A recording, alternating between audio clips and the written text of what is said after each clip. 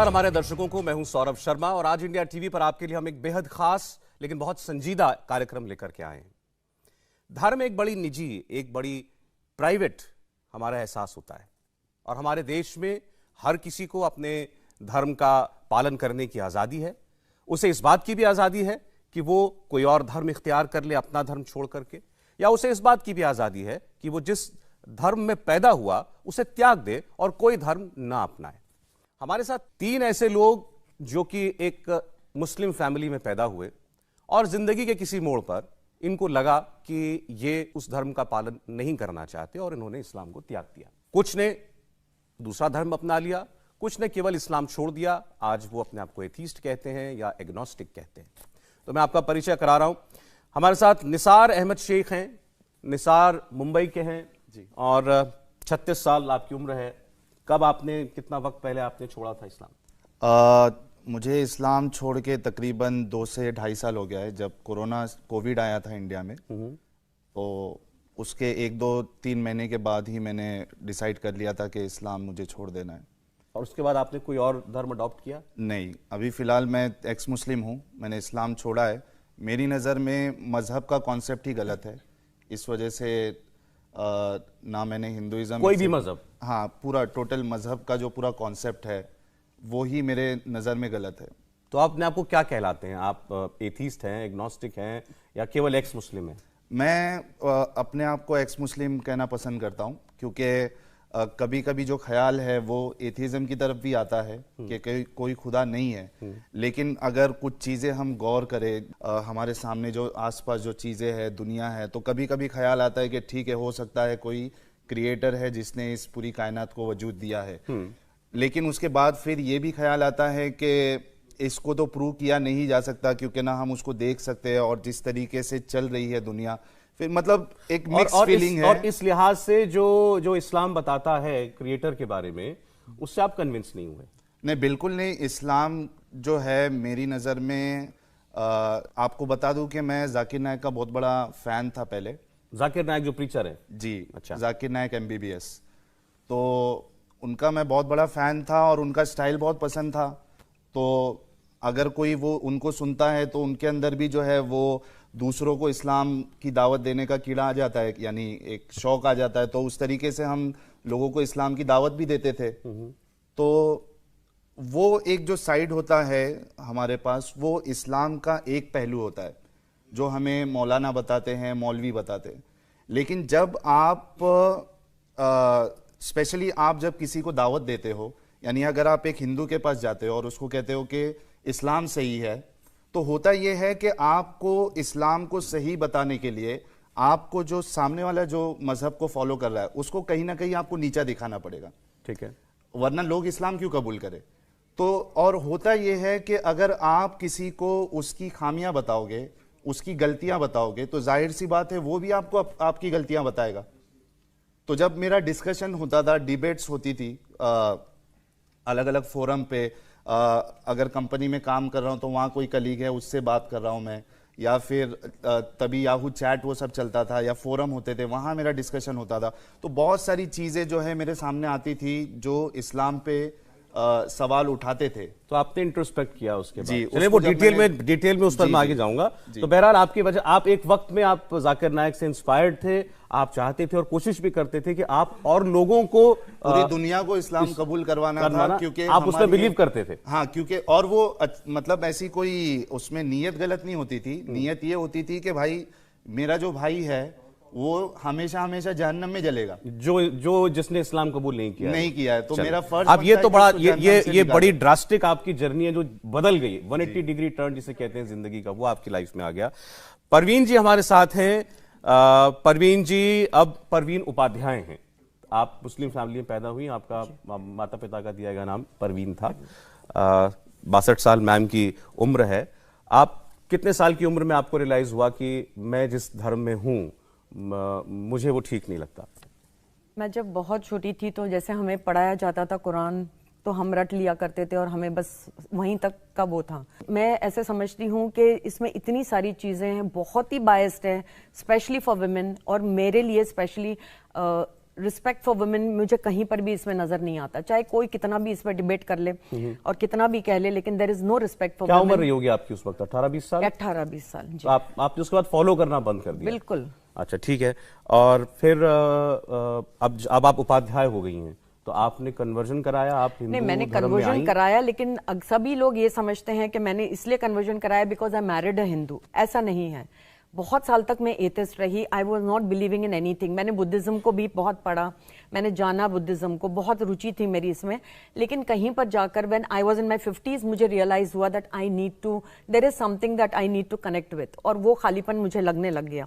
And then I started like researching कि क्या चीज़ है वो, and then I founded that what my husband जो करते हैं और जिसमें बिलीव करते हैं, जरूरी नहीं कि वो मैं भी बिलीव करती हूँ। We are two different people but worshipping in different ways, but there is no we give, हमको एक दूसरे को स्पेस देना आता है, एक दूसरे पे जबरदस्ती करना नहीं फिर है। आपने हिंदू धर्म अपनाया? जी जी।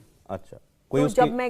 जब मैं ऋषिकेश गई, I don't know, I felt that this is what I was waiting for. मुझे ऐसा लगा कि ये चीज थी जो शायद मुझे ज्यादा, कोई सेरेमनी हुई आपको हिंदू में कन्वर्ट करने मैंने के किया जी। हाँ, मैंने अपने भी और अपने बच्चों का भी घर वापसी कराई बाद में, बहुत टाइम के बाद, लेकिन करवाई। नहीं, तो आपके बच्चे जो थे तो वो ऑटोमेटिकली आपने उनको हिंदू नहीं माना because you married in Hindu family? या बट देन ये एक मेन वो होता है वेयर आई वांटेड कि ये सेरेमनी हो जहां पर उनको like that they should feel क्या ऐसे करना है, तो वो मैंने करवाया। लेकिन मेरा मेन इस्लाम छोड़ने का मेरा मेन यही कारण है that I have seen my father is from Shia Irani and my mother is a Hindu थी जिन्होंने कन्वर्ट किया। आपकी मदर हिंदू से मुसलमान हुई? अच्छा। तो मैंने दोनों तरफ का लाइफ देखा है, जो एक मुस्लिम लोगों का जो एक है, एक ईगो एंड हम बहुत डिटेल में बाद में आएंगे। बहरहाल आपने मुस्लिम फैमिली में रहकर भी जहां पैदा हुई वो देख लिया, शादी के बाद आपने हिंदू परिवार में रहकर नहीं, मेरे ननिहाल भी तो हिंदू ही था। आपकी ननिहाल भी हिंदू ही थी। चलें, ठीक। हमारे साथ तीसरे जो मेहमान हैं ये सदाकत कुरैशी हैं, 32 साल के हैं और ये उत्तराखंड से हैं, हरिद्वार से आए हुए हैं और अब ये पॉपुलरली समीर के नाम से जाने जाते हैं और आप भी अपने आप को एक्स मुस्लिम समीर कहलाना पसंद करते हैं। जी, तो थोड़ा बताइए अपने बारे में। आपने कब सोचा या आपको कब लगा कि नहीं, अब मुझे इस फेथ में नहीं रहना, इस्लाम में नहीं रहना? एक्चुअली जब मैं अपनी एजुकेशन कर रहा था तो उसी के साथ में मैं तबलीगी जमात के साथ कनेक्टेड हुआ इन 2007 और 8, और वहाँ कनेक्ट होने के बाद मुझे इस्लाम से जुड़ने और उसे जानने का मौका मिला। उससे पहले मैं कभी मदरसा या फिर इस तरह की एजुकेशन मैंने नहीं ली थी। जब तबलीगी जमात से मैं जुड़ा तो मैं उसके अंदर इंटू होता चला गया और बहुत ज़्यादा रिलीजियस हुआ। इवन इसमें सेक्ट होते हैं जैसे कि आपने 40 डेज़ के लिए तबलीगी जमात में जाना है या आपको 4 मंथ्स के लिए जाना है। तो मैं 2 बार 4 मंथ्स के लिए गया और 40 डेज़ के लिए मे बी 7 और 8 टाइम में गया। इवन इसमें एक और चीज़ होती है कि एक हैंडलर होता है तबलीगी जमात में जिसको अमीर जमात कहते हैं। तो मैं तकरीबन 3 जो 40 डेज़ की जो जमात थी उनका मैं अमीर भी रहा। और हमारी जमातों का ये मामूल हुआ करता था कि हम लोग जो है नॉर्मल नमाजें तो बाजमात पढ़ते ही हैं सभी लोग, हम लोग तहज्जुद की नमाजें भी बाजमात पढ़ते थे रात को इकट्ठा होकर के। So I was on that level.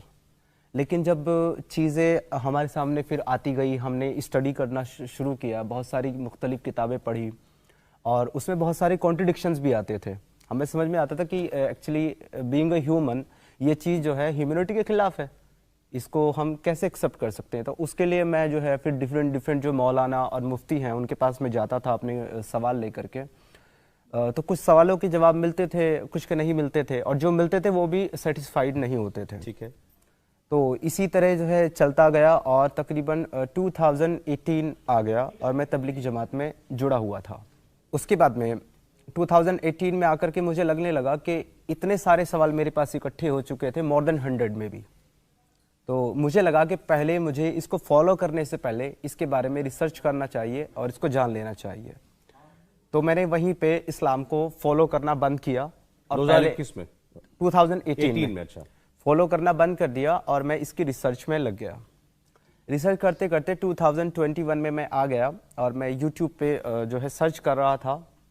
तो मेरे सामने एक वीडियो आया, एक चैनल है जफर हेरेटिक के नाम से, उसका एक वीडियो आया, मैंने वो देखा। और जब मैंने वो वीडियो को देखा, actually that was based on sex slavery.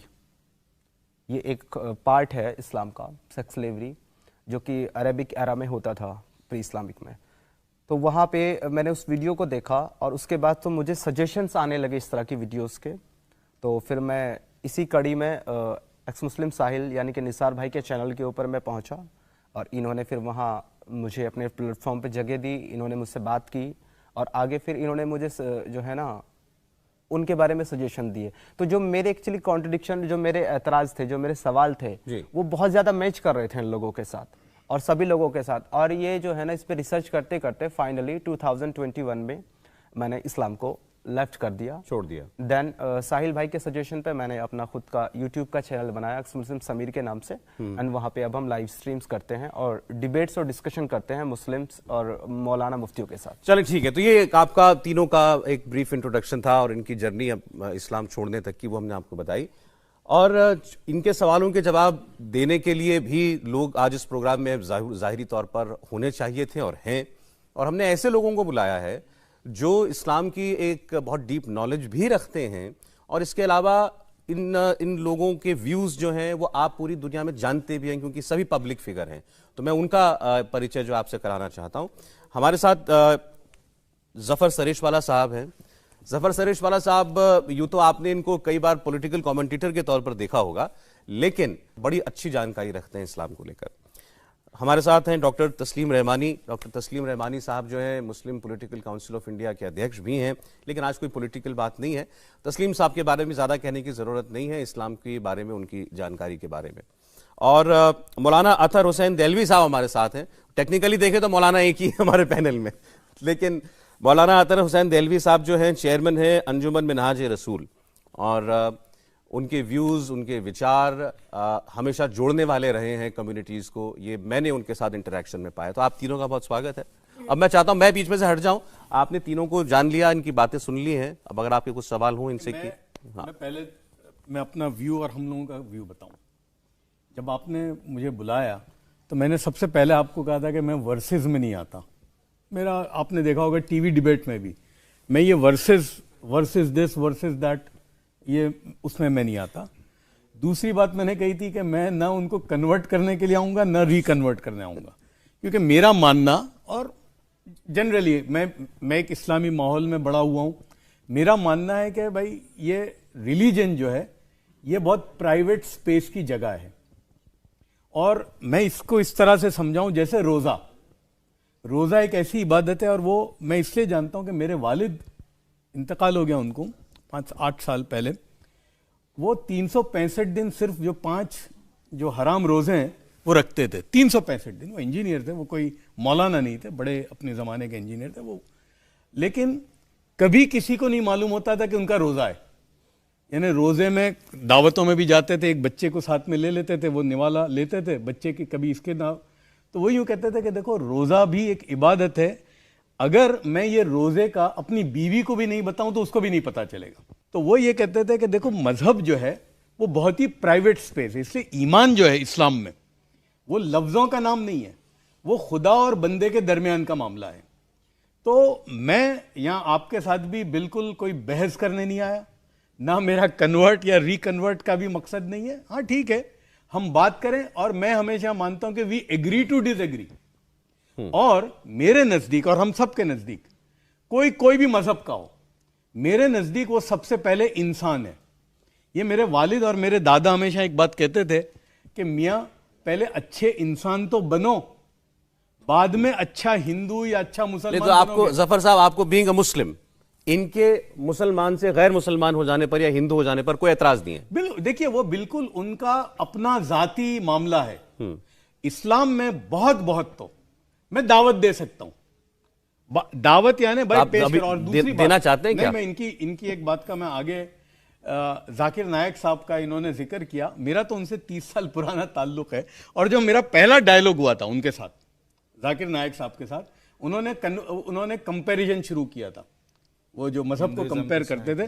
तो मेरी उनसे जो पहली जो लड़ाई हुई थी वो इस बात पे हुई थी, मैंने कहा यार जाकिर नायक साहब, मेरी उम्र भी उस वक्त 25-26 साल की थी। मैंने कहा भाई जाकिर भाई, आप अपनी दुकान का सामान बेचो ना भाई, पड़ोस की दुकान के सामान से आपको क्या लेना देना? उसको जो खराब कंपेयर करते थे जब मजहब को, क्रिश्चियनिटी, इस्लाम को, या तो मैं कहता था कि यार इस्लाम अमल करने की चीज है, ये बेटर है या नहीं है। इसलिए जो आपकी जो बात है कि ये मेरे को डिस्कशन करना कि मैं बेटर हूं और तुम कम हो, ये मैं नहीं मानता। मैं मानता हूं कि अगर कोई इस्लाम में दाखिल हो तो वो मेरी जिंदगी को देख के हो कि मेरी जिंदगी में ऐसा क्या है। नहीं, आप वो ठीक है, लेकिन आप ये सोच रहे हैं दहलवी साहब, जैसे हम साहिल की बात कर रहे हैं, साहिल इतने इंस्पायर्ड थे, जाकिर नाइक के वीडियोस देखते थे कि ये चाहते थे कि ये लोगों को कन्वर्ट करें, लोगों को इस्लाम की फोल्ड में लेकर के आए। एक आदमी जो उस हद तक मानने वाला हो किसी दीन को, वो रिवर्स हो गया बिल्कुल।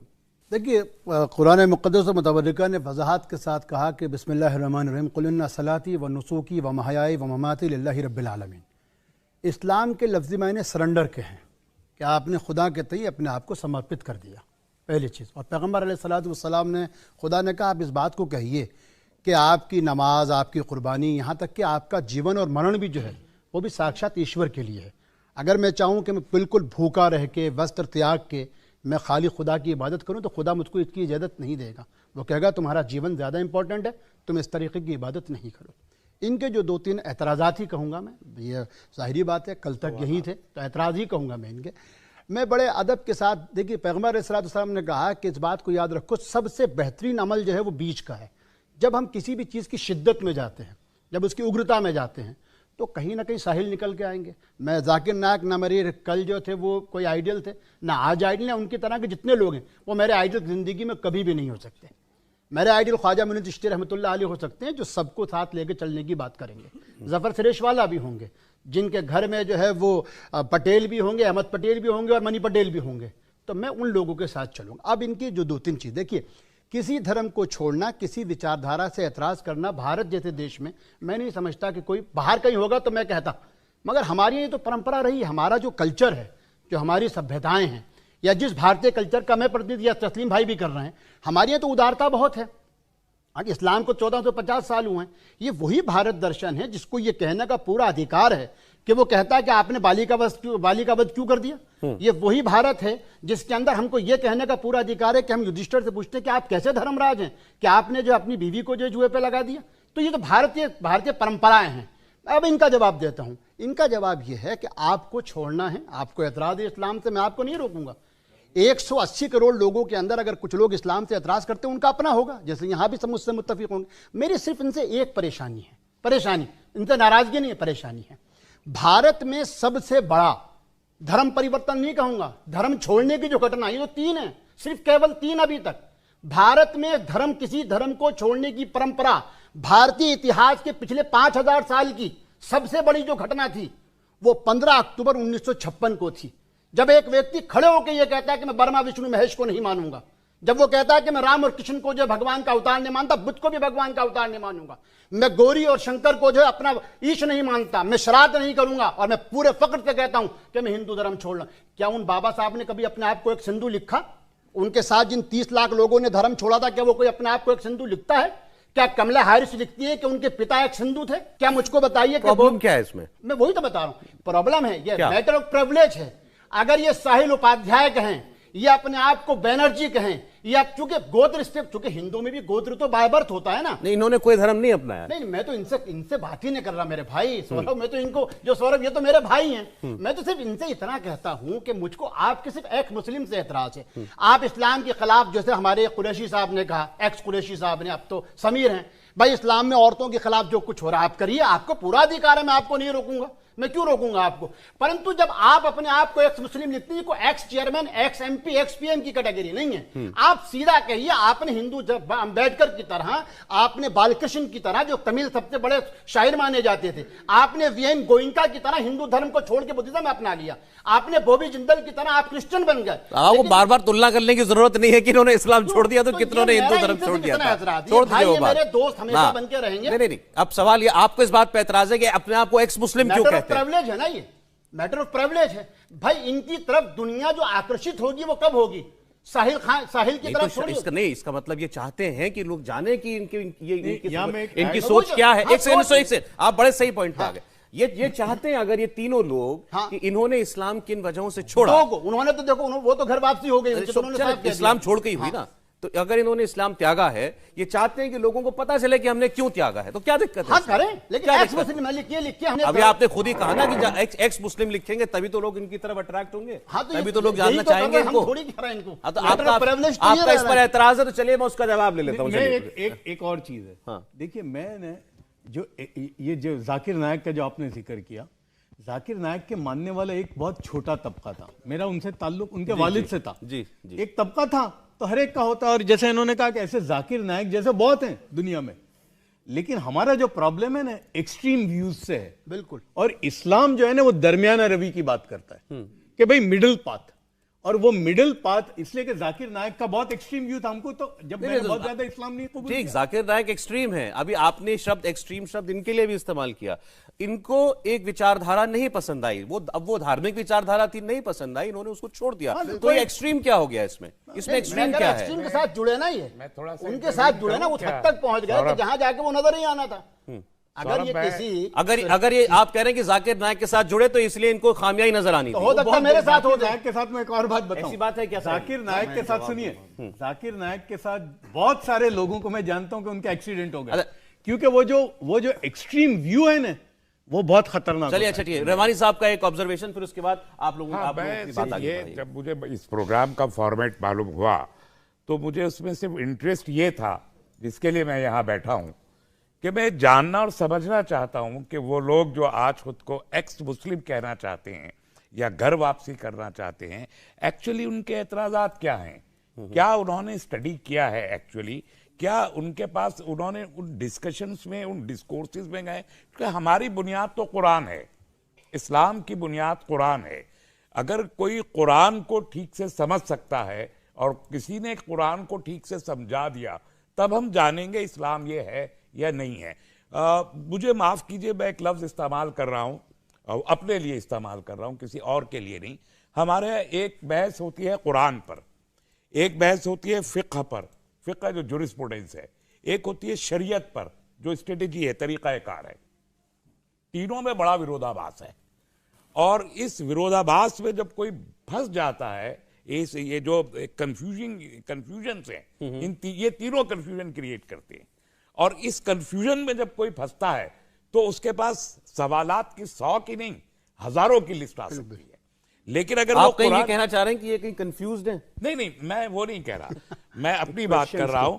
लेकिन जब हम कुरान पर जाते हैं और कुरान को सिंपली उसको समझ लेते हैं, अपनी डे टू डे लाइफ के साथ उसे रिलेट कर, तो 1 मिनट में चीजें समझ में आ जाती ठीक है। मैं अपनी मिसाल देना चाहता हूं। As opposite to them, okay, I belong to a family where my grandfather, मेरे दादा जान मोहतरम, मैं मेरठ ही से ताल्लुक रखता हूं, मेरठ के गांव से मेरी फैमिली का ताल्लुक है। मेरे दादा जान जैन फैमिली से बिलोंग करते थे, और उन्होंने कन्वर्जन किया अपना शायद 15 या 16 साल की उम्र में, और गांव के रहने वाले थे, कोई पढ़े लिखे नहीं थे, कोई स्कूल कॉलेज भी नहीं गए थे वो, और वो एक बिजनेसमैन थे। लाइक जैन फैमिली में, जैनियों में तो बहुत बिजनेस कम्युनिटी है, बिजनेस करते हैं, वो भी बिजनेस करते थे, सूद का कारोबार था, पैसा सूद पे देते थे, ये सब करते थे। बट वो अपने सराउंडिंग्स में और कुरान को समझ के एक बार जब मुसलमान हुए तो उनकी डेथ हुई 63 साल की उम्र में। 63 साल में उनकी केवल वो नमाज मुसलमान हुए, जैन से मुसलमान केवल आपके दादा जान हुए या उनकी पूरी फैमिली हुई? नहीं, वो 2 भाई थे, दोनों यतीम थे। एक भाई उनके, वो मेरे दादा मुसलमान हो गए, लेकिन उनके भाई मुसलमान नहीं हुए, और उनकी फैमिली वही रह रही है अभी भी, और हमारी रिश्तेदारी आज भी है। वो आज भी जैन है? वो आज भी जैन है, वो मेरे भाई हैं, चचाजाद तायाजाद भाई सब है, खून का रिश्ता है, लेकिन वो जैन रह गए, आप मुसलमान हो गए। मेरी दादी बाद में, मेरे दादा के इंतकाल के बाद मेरी दादी जब बची तो मेरे जो जैन चाचा थे वही उनकी देखभाल करते तो थे। आपका सर पॉइंट में ये समझा कि मैं ये मानता हूं अगर कि ये मैं कुरान आज- को समझे हैं आज होते, मैं आखिरी बात इसको कर लूं, मैं आज तस्लीम रहमानी, मैं एक प्रैक्टिकल फंडामेंटल मुस्लिम हूं, and fundamental means practising actual Islam को प्रैक्टिस। मैं कोशिश करता हूं कि मैक्सिमम मैं कुरान को फॉलो कर सकूं जितना मुझ में ताकत है करने की। और आप कुरान में लिखी एक एक चीज को मानते हैं, दिल से बिलीव करते हैं। जी, जो मैं समझता हूं सबको मानता हूं, इट्स अ टोटल सरेंडर। आपके मन में कोई कंफ्यूजन नहीं है, कोई डाउट नहीं है। मुझे इस बात पे फख्र है कि मेरे खानदान पे मेरे दादा का ये एहसान है कि उन्होंने हमको राह हिदायत दिखाई और आज हम इस रास्ते पे चलिए, अच्छा, ठीक, फलाह छोटे- की ठीक, फलाह- छोटे- हम फिर ये इस- तीनों का हम इस पूरा मुल्क मौका और मिलेगा। इंसानियत के लिए मुफीद बन सकते हैं। तीनों को सिर्फ छोटी हम तीनों की तरफ से अगर इजाजत देंगे, एक चीज समझ लेनी चाहिए कि कुरान जो है उसके ताल्लुक से दुनिया में मुख्तलिफ फ़िरक़े हैं मुसलमानों में भी। इस्लाम का जो आखिरी दर्शन है जो मक्का से उसके आसपास देखिए जो अलग अलग देश हैं उनमें भी इस्लाम के अलग अलग जो है वो मतभेद हैं। ये बिल्कुल उसी तरीके से जैसे हिंदुओं में बहुत सारे फ़िरक़े हो सकते हैं लेकिन पवित्र वेदों के ऊपर या जो ब्रह्मा विष्णु महेश हैं उनके ऊपर जिस तरीके से कोई विरोधाभास नहीं हो सकता, उसी तरीके से कुरान हम सबका बुनियादी अकीदा है। ठीक है। उसके एक शब्द पे भी हम विरोधाभास नहीं करते। आप ठीक, ये बिलीफ होता है एक मानने वाले मुसलमान का, हाँ, बिल्कुल। कि वो पूरी तरीके से कंप्लीटली सरेंडर कर रहा है बिल्कुल। कुरान के सामने और उनके सामने। Surrender to Quran। इंपॉर्टेंट है। देखिए शरीयत जो है ना, शरीयत क्या है जो अब बहुत चला ना, शरिया जी। शरीयत यानी कुरान और प्रॉफिट की जिंदगी से जो स्कॉलर ने डिड्यूस किया। जैसे एक है कॉन्स्टिट्यूशन, कॉन्स्टिट्यूशन पर हरीश साल्वे और राम जेठमलानी सेम कॉन्स्टिट्यूशन की दफा पर दोनों की व्यूज अलग हैं, जजेस 3 बैठे हैं, व्यूज अलग हैं। तो ऐसे ही शरीयत is not word of God.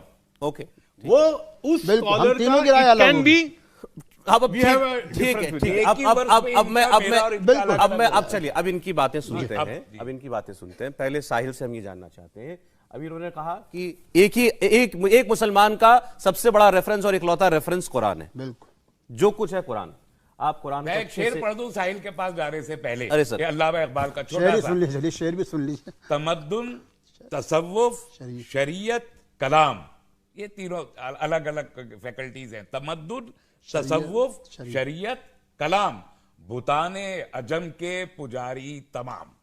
ये जरा सा मुश्किल शेर है।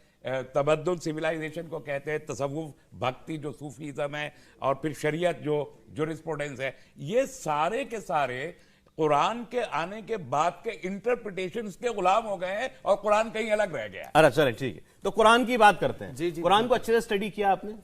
जी, एक चीज मैं ये बता दूं, बहुत सी बातें इन्होंने कही है तो मैं चाहूंगा कि हर एक बात को या मोस्टली इनकी सब बात को रेफ्यूट करूं। उससे पहले मैं एक चीज क्लियर करना चाहता हूं कि हमारा जो मकसद है, जो एक्टिविज्म हम कर रहे हैं, जो चैनल चला रहे हैं, उसका बिल्कुल ये मकसद नहीं है कि हमें मुसलमानों के लिए कोई हेट फैलाना है या हम उनसे मोहब्बत नहीं करते। या ये बताना कि ये गलत है या नहीं, गलत मुसलमान गलत है ये नहीं बताना है। हाँ। पहले मेरी ये थिंकिंग थी जब टीवी डिबेट्स में देखता था और कुछ किसी मौलवी को बुलाया गया है या जो भी गया होता था डिबेट, सो मेरा ये मानना था कि इस्लाम सच्चा है, इस्लाम सही है, मुसलमान गलत है। मुसलमान गलती करता है, नाम इस्लाम पे आता है। ये ठीक से इस्लाम का पालन नहीं कर रहा है। एग्जैक्टली अच्छा। तो ये पहले मेरी सोच थी। अब क्या है? आज मेरी सोच है मुसलमान अच्छा है, प्रॉब्लम इस्लाम में है। अच्छा जी, अभी बहुत बड़ा क्लेम किया मैंने, तो उसकी वजह भी है। तो आज भी मैं मुसलमानों से उतनी ही मोहब्बत करता हूं जितना कल करता था या जब मैं मुस्लिम था, जब मैं दावत करता था। मैं चाहता हूं कि हमारी जो मुस्लिम कौम है, साहब आप सर, एतराज़ात बताइए। एक सेकंड सर, देखिए इनको भी हक है, हक है इनको आपकी बात कहने का। अब आपकी मोहब्बत में आए हैं, मगर वो समझने आए हैं जो आप कह रहे हैं। ऐतराज बताइए आप। ऐतराज बताओ तो आपने फिर वो आपने आपने क़यामत आपने तक चलता रहेगा। आपने बहुत कुछ आपने भी कहा है, आप और बड़े प्यार थोड़ा से सुन कहा है लीजिए। इनके लिए। नहीं, सुन लीजिए। हाँ, तो ये इन्होंने एक्चुअली इनका ये क्लियर करना जरूरी था कि इनको प्रॉब्लम मुसलमान से नहीं है, इनको रिलीजन में प्रॉब्लम दिखती है। मैं वही कह रहा हूँ, बड़ा स्टेटमेंट है, वो तो खुद कह रहे हैं बड़ा बाबा statement। साहब की तरह global- क्लियर कर global देंगे। statement मैं तो यही है। उम्मीद रखता हूँ ना इसी को कि आप बाबा clarify साहब की तरह आप भी क्लियर कर देंगे किन किन आप आज आप तराजू लेके बैठे हैं आज आप, हैं? कितने हिंदू पलटे और संविधान कितने की बात मुसलमान करूंगा ना पलटे। मैं। मौलाना थोड़ा बोलने अरे दीजिए। बोलिए। तो मैं ये चाहता हूं कि जो हमारी जो मुस्लिम कौम है, कम्युनिटी है, ये बहुत पीछे है, एडुकेशन में पीछे, फर्टिलिटी रेट इनका ज्यादा है। तो ये बुनियादी जो वजह, इसमें मैं आप बोल दूं, अरे सुन लीजिए, सुन लीजिए। सबसे ज्यादा- हुआ है अभी, ठीक हुआ होगा अभी। बहुत अभी नहीं, नहीं। 20 साल से भाई। अच्छा सर ये बहस कहीं और चली गई। बहस कहीं और चली गई। हम सब लोग भी कुछ अच्छा मैं ये जानता हूँ, मैं ये जानता हूँ, मैं ये अच्छा सुनिए मुझे एक चीज कहनी पड़ेगी, डिकेडल ग्रोथ, मुझे एक चीज कहनी पड़ेगी सर, तस्लीम साहब। और अभी एक किताब आई अच्छा, है, बोलने तस्लीम दो साहब, या नहीं तस्लीम दो? साहब, इनको एक सेकंड, बोलने तस्लीम दीजिए, साहब, एक इनको बात- बोलने दीजिए। एक बात मैं पहले क्लियर कर दूं, मैंने ऑडियंस से तो कह दिया था ये बात सही है कि ये जो लोग बातें कहेंगे वो आपको पसंद नहीं आएगी। नहीं बोलिए बोलिए, लेकिन फिर भी इनको बोलने का हक है। नहीं बिल्कुल नहीं भाई, इनके व्यू है। इनको सुनिए आप, इनको सुनिए। मुसलमान एजुकेशन में पीछे है या नहीं है? बिल्कुल है, बहुत पीछे। बस साहिल भाई मेरी सिर्फ एक ही बात है, अरे सर, लगातार बोलने बोलना दीजिए, चलो। आप ना ये एजुकेशन फर्टिलिटी रेट की मत बताइए, आप ये बताइए ऐतराज क्या है। हाँ बिल्कुल, कुरान पर बताइए। अभी लाइन लगा दूंगा चार मैं। लाइन की भूमिका आप बांधते हैं तो इनको ही बांधने दीजिए ना। हाँ नहीं बोलने बाने भूमिका बांधे हम ऐतराज की अभी लाइन लगा दूंगा मैं, थोड़ा बोलने तो दीजिए। बोलिए। तो मैं चाहता हूं कि मुसलमान कौम जो है, मुस्लिम कम्युनिटी जो है, वो रिलीजन को इतना सीरियसली ना ले, बल्कि एडुकेशन और जो उनकी खुद की जो जिंदगी है उसके बारे में सोचे। आगे जो है, अरे सर जी आप बोलते रहिए। इनको बोलने दीजिए। वो चुप बैठेंगे तो नहीं बोलिए चलिए। यानी इतनी घबराहट क्यों हो रही है? थोड़ा रुक जाए यार, बोलने दीजिए। तो आगे बढ़ते हैं। तो ये एक चीज मैं बोलना जरूरी समझ रहा था। आप ये कहना चाहते हैं कि मुसलमान जो हैं वो अपने धर्म को बहुत सीरियसली लेते तरजीह देते हैं, वो उसको सबसे आगे रखते हैं। हाँ, ईमान है वो, और तो हर हाल में रखना पड़ेगा। इस वजह से जिंदगी में बाकी चीजें जो हैं, पढ़ाई लिखाई, धंधा, व्यापार, एजुकेशन, सब जो है पीछे मगर ये गलत है ना। हाँ आगे बढ़ते हैं। इनको बोलने दीजिए, फिर अपने जवाब देंगे। बोलो। तो अब आते हैं इस्लाम पे। उन्होंने कहा इन्ना सलाती व नुसूकी कुल इन्ना सलाती व नुसूकी व महयाया व ममाती लिल्लाहि रब्बिल आलमीन। ये आज इन्होंने तिलावत की कि मेरी नमाज, मेरा रोज़ा, मेरा जीना, मेरा मरना। ऐसा नहीं है इस्लाम। इस्लाम कहता है उदू इला सबीली रब्बिका बिल हिकमा, दावत दो लोगों को अल्लाह के रास्ते की तरफ या अल्लाह के दीन की तरफ। तो इस्लाम कॉन्सेप्ट देता है लोगों को इस्लाम की तरफ बुलाने का, हिकमत के साथ। हाँ आगे हिकमत भी देखते क्या है। दूसरी चीज, कुरान कहता है इन्नद दीना इंदल्लाहिल इस्लाम, यकीनन जो अल्लाह के नजदीक एक वाहिद दीन मजहब जो एक्सेप्ट किया जाएगा वो इस्लाम है। अगर आप एज ए हिंदू आपकी मौत आ जाती है, भरम भजो अपार भरम, यही तो हिंदू भी कहते हैं। आगे बढ़ते हैं। सबसे अच्छा सच्चा धर्म तो सनातन है। एक मिनट, ये इस्लाम नहीं है। नहीं सनातन का भी है, सब भरम भजो अपार भरम। सुनिए मौलाना, बाकी लोग कहते हैं हर कोई अपनी अपनी जगह पे सही। इस्लाम का वैसा मानना नहीं है। इस्लाम कहता है इस्लाम ही सही है, बाकी सब चीज गलत। अब वो क्या है? कुल या अय्युहल काफिरून ला अअबुदु मा ताबुदून। वो बोल रहा ना लकुम दीनकुम वलिया दीन। लकुम दीनकुम वलिया दीन वाली जो आयत है कि तुम्हारा दीन तुम्हारी पूरी सूरत पढ़ डाली। अरे पता है, सुन लीजिए ना, आपको पता है, मुझे मालूम है। इस्लाम में एक कॉन्सेप्ट है, छोटी सी कहना क्या चाह रहे हैं? मैं एक मिनट में आ रहा हूं, कहना क्या चाह रहे हैं? इस्लाम में एक कॉन्सेप्ट है एब्रोगेशन का। ये जो लकुम दीनकुम वलिया दीन वाली जो आयत है, ये तब नाजिल हुई थी जब रसूलुल्लाह जो है वो मक्का में थे। वहां पे उनके पास ताकत नहीं थी, लोग नहीं थे। मक्का से 22 साल उन्होंने तबलीग किया, तब सिर्फ और सिर्फ 90 से 100 लोग जो है मुसलमान हुए। लेकिन जब पहले तो आप करें 13 साल। हाँ वही 13 साल। इसका मतलब है आपने इस्लाम पूरा पढ़ा। अरे पूरा पढ़ा है जनाब, आप सुन लीजिए। नहीं, आपने ऊपर आपने वलीदीन की बात कर हाँ उसी की कह रहा हूं, पूरी सूरत की बात। अच्छा देखिए, आप जो सूरत पढ़ी, आप लोग कुरान को कोट कर रहे हैं तो थोड़ा उसको बताते भी रहिए क्या है। सूरत है। तो ये जो आयत है लकुम दीनकुम वलिया दीन, तुम्हारा दिन तुम्हारे साथ, हमारा दिन हमारे साथ, ये मनसूख हो चुकी है। मनसूख मतलब मनसूख एब्रोगेट हो चुकी है। बात कर रहे हैं। अगर आप आप एक बात है आपसे, हम एक ही मत है। अगर आप कुरान की बात बताता हूं, एक मिनट मनसूख नहीं है कोई कुरान की आयत एक मिनट आप ना बोलिए, एक मिनट आप लोग ना बोलिए। देखिए डिबेट चल रही है, मेरे जितने भी आप लोग जवाब देने के लिए है, एक्सपर्ट आए तो है इसीलिए। नहीं, अगर मनसूख नहीं हुई है, देखो बात सुनो, देखो भाई आप खामोश हो बाद में। बड़े सुनिए, गाजी साहब सुनो। अरे चचा भड़को मत। आप सीधा आप लोगों से, अगर आप लोग बैठना, अगर आप लोग बोलेंगे तो हम तीनों लोग उठ के चले जाएंगे। हाँ, मैं यही चाहता हूं, जितने लोग सुन रहे हैं, जितने लोग देखने वाले, कि ये हमारी कौम में जो नैरो माइंडेडनेस है कि भाई सुनना ही नहीं है, बर्दाश्त करना ही नहीं है, ये खत्म होना चाहिए। और इसी वजह से हमने ये मूवमेंट स्टार्ट किया है। आपका चिल्लाना जो है वो इस बात की दलील है। एक सेकंड सर, एक सेकंड क्लियर कर दो। एक मिनट। नासिख वल मंसूख है क्या नहीं है एक कॉन्सेप्ट? बहस नहीं है। है, मनसूख नहीं है वो। सुनिए, नासिक मनसूख कॉन्सेप्ट है क्या नहीं? इल्मे कलाम की एक बहस है बिल्कुल। जो रिजेक्ट कर दी गई थी बहुत पहले, और उसकी बुनियाद पे मैंने इकबाल का वो शेर पढ़ा। एक मिनट, कि तमद्दुन, तसव्वुफ, शरीयत, कलाम बुताने सौरभ, अदब के देखिए, पुजारी लोगों था। को जो- ये इसीलिए देखिए, कि सौरभ, नासिख व मनसूख की मैं जरा एक इसको बहुत मैं जरा इस पहले बहस को थी, और वो reject हो बहस को जरा गई। कॉन्टेक्स्ट में रख दो। आप दर्शक सोच रहे होंगे क्योंकि आप लोग सर, आप एक लोग मिनट, एक मिनट, आप लोग आए थे कोट करा। मैं ये बहस शुरू यहां से हुई कि तीन साहिल ने मिनट ये दे दो। बोला, साहिल ने ये कहा कि इस्लाम में ये बताया जाता है कि अल्लाह के नजदीक केवल एक दीन है, वो है इस्लाम। ये बताया जाता है। और दूसरी उन्होंने जो कोट की और जिसके बारे में कहा कि इसको हटा दिया गया कुरान में से, गलत कह वो रहे ये हैं। कहता है नहीं, कि हटाया हमें आज भी तुम्हें नमाज तुम्हारा में दीन नहीं, मुबारक, तो उन्हें नमाज उनका में दीन इसमें मुबारक। छोटी कैसे कह रहे हैं आप? हाँ। देखिए, इनका आपने कहा ना, इनके एतराजात के जवाब है। तो एक मिनट, बगैर आप किसी कहते हो वो- एक सेकंड, मैं वही कहना बगैर चाहता किसी- हूं इनको। जफर भाई, सुनिए, जफर भाई, साहिल बगैर भाई, किसी ये एतराज के, मनसूख, बगैर किसी झगड़े कोई के, आयत मनसूख नहीं किसने हुई है। कहा आपको आज नासिक भी वो मनसूख इसी का तरह concept से, ही नहीं मालूम है? इसीलिए तो मैंने कहा आपको कि एक आपका सेकंड, जो आप हवाला क्या दे एक दूंगा, मैं हवाला दे दूंगा। कॉन्सेप्ट One आपको second. कैसे नहीं, बता one दें? second. मैं हवाला दे देखिए, दूंगा। आप क्या ये कहना चाहते हैं कि इस्लाम ये कहता है कि दूसरे धर्म भी अपने धर्मों पर दूसरे अपने धर्मों पे चले, हाँ, कोई एतराज हाँ, नहीं तो है? बिल्कुल। अरे वही तो सुन लीजिए। आप कह रहे हैं ना, wait, wait, I want to say something. आप सुन तो ना।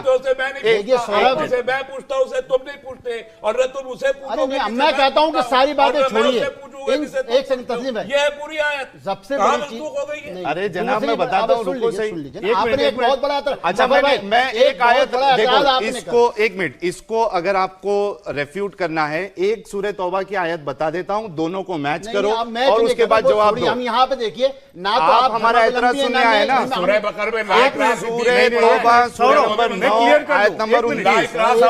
सूरह बकर में एक सर एक भाई आप सुने, आप इनके एतराज का ही तो जवाब देने आए हैं। एतराज की बात ये है कि नहीं, अरे भाई सुनो भाई, एक सेकंड, साहिल भाई, हम लोग इसलिए नहीं आए, वो मेरे को आपका ये कुरान आपने सुनने के कहा, लिए आप गलत, आपने हमको थोड़ी मालूम था कि ये कुरान का एतराज नहीं भाई, ये कुरान सुनने के लिए नहीं एक सेकंड, आए। एक सेकंड, अच्छा एक सेकंड, एक मिनट भाई, एक आयत पढ़ नहीं, देता ये आयत नहीं सुनेंगे। सर एक सेकंड बैठिए, अगर कुरान पे सवाल होगा हमने बैठिए बैठिए बैठिए आई विल बैठिए। Get up. एक मिनट, ये हंसी मजाक मत करो, यहाँ झगड़ा हो जाएगा। अरे ये आई एम नॉट कुरान पढ़ रहा हूं, सवाल मिलेगा। Not come here to hear your Quran. No no, ये लोग जो है, ये लोग अगर आज इस्लाम इन्होंने छोड़ा है तो रिलीजन की वजह से तो छोड़ा है। हाँ, ये बोलते हैं उसमें तो बात ये मत रिलीजन करो। पे बात नहीं करेंगे तो किस पे बात करेंगे? एक मिनट नहीं, मैंने तो इनको पहले ही आप बोला बात था, करेंगे कुरान के मेरे बिना को क्या इस्लाम? ये इनका पर्सनल है, मैं यहाँ पर्सनल कुरान नहीं है। सीखने, कुरान सुनने के लिए तो आया ही नहीं अच्छा, हूँ। नहीं नहीं सर, अगर हमारा एतराज नहीं, तो मैंने बोला हम ये इनको वापस इनका- लाने के लिए बाध्य नहीं है। वो अपना एतराज ही तो बता रहे हैं। आप इनको अलग शो बोला कर तो दीजिए। सही मैंने। यूट्यूब मौजूद है, इनके आप पास। क्या हमारे चाहते हैं? सामने आप थोड़ी क्या करेंगे। चाहते हैं कि ये कुरान कोट ना करें? नहीं, बात कुरान ये कोट की बहस ही नहीं नहीं है। अच्छा, हम आप दूसरी बात करते हैं। नहीं, नहीं नहीं, लिसन ना, लिसन नहीं, जब वो जात की बात कर रहे हैं ना, तो वो जैन थे, तो मैं उसके ऊपर बात चलिए, कर ठीक रही हूँ। इंटरप्रिटेशन नहीं देता हूं, मैं सिर्फ उसका ट्रांसलेशन पढ़ता हूं। चलिए, नहीं, सबको थोड़ा चुप करा दो। तस्लीम ये भाई, आप अकीदे पे मत कीजिए, भाई, अकीदे पे अगर अच्छा चलिए, आप सीधे सीधे एक सेकंड साहिल, मैं चाह रहा हूँ, नहीं तो बहस आगे बढ़ नहीं पाएगी। आप मुस्लिम समाज की बात कीजिए, आप इसको बिना कोट के समाज आप ये की बुराइयों की बात बताइए, कीजिए, आप उस पे कीजिए, आप कुरान में थोड़ी एतराज करेंगे। नहीं, एक मिनट, सब पहले खामोश हो जाए। अरे मैम, बात आप भी सुन लीजिए, या आप भी इधर आ मौलाना, सलीम, मौलाना 2 तस्लीम मिनट भाई- रुक जाओ प्लीज। देखिए, अच्छा तुम पूछो। बात ये चली थी कि इन्होंने कहा था कि इस्लाम आपको अलाव करता है कि आपको जो मानना है मानो और हमको जो मानना है मानो, इसमें कोई जोर जबरदस्ती नहीं है ना? यही बात हुई थी। यही बात थी। इसी पे पूरा बखेड़ा शुरू हुआ। इसी कुरान में सूरह तौबा सूरह नंबर 9 और 9 उसकी आयत नंबर 29 क्या कहती है? क़ातिलुल लज़ीना ला युमिनूना बिल्लाहि वला बिल यौमिल आखिर वला बिल यौमिल आखिर वला युहर्रिमूना मा हर्रमल्लाहु व रसूलुहु पढ़ने दीजिए, पढ़ने आप बोलिए, मा अब आप हर्रमल्लाहु व रसूलुहु वला यदीनूना दीनल हक़्क़ि मिनल लज़ीना ऊतुल किताब हत्ता युअतुल जिज़्यता बता दो ना, वो तो हमें ही मालूम है। व हुम सागिरून। बताओ मायने क्या है? अरे सवाब मिल जाएगा। नहीं भाई, नहीं, आपको सवाब नहीं देना, आप बताओ भाई, मायने ये क्या है? सवाब है ना भाई। एक सेकंड भाई, आप साहिल साहब, पढ़ रहा हूं। सवाब के लिए नहीं आए। अच्छा, पढ़ा रहा हूं। इसमें क्या, इसमें ऐसा क्या है जिसमें एतराज है? बता रहा हूं। I want to make it clear. ये एक मिनट, ओ भैया, वो चाचा, एक मिनट, ए चाचा बैठो, एक मिनट भाई ये चुपचाप होकर सवाब बैठो, है ना। बिल्कुल चुपचाप होकर बैठो, अच्छा, अरे सुनो तो उनको, चुपचाप। लड़ाई झगड़ा नहीं करना है यार। चलो जी बोल। अरे चचा बैठो। ये देखिए, मैं अपने तरफ से इसका ट्रांसलेशन नहीं कर रहा हूँ। मौलाना फतेह मोहम्मद जालंधरी साहब इसका ट्रांसलेशन करते हैं। कहते हैं जो अहले किताब में से खुदा पर ईमान नहीं लाते और ना रोज़े आखिरत पर, ठीक है, यकीन रखते हैं और ना इन चीज़ों को हराम समझते हैं जो खुदा और इसके रसूल ने हराम की है, और दीन हक को कबूल करते और ना दीन हक को कबूल करते, यानी जो इस्लाम को कबूल नहीं करते, इनसे जंग करो, इनसे जंग करो, यहां तक के जलील होकर अपने हाथ से जिजिया दे। अब मैं इसका जवाब दे दूं। अब देखिए, कुरान की बहुत सारी आयत का जो कॉन्टेक्स्ट है वो सिर्फ जंग के दौरान था, ठीक है। अगर ये आयत लागू होती तो मोहम्मद बिन मखतूम की बीवी क्रिश्चियन नहीं होती, जमाल अब्दुल नासिर मिस्र की बीवी क्रिश्चियन नहीं होती, फलस्तीन मूवमेंट का सबसे बड़ा अलमबरदार क्या नाम था, यासिर अरफात, उसकी बीवी जूश नहीं होती, ठीक है। जॉर्ज हब्बाश क्रिश्चियन नहीं होते। भारत के अंदर राजपुताना से बीवियां नहीं आती, और आज भी बहुत सारे। आप सुन लीजिए ना, पहले सुन लीजिएगा।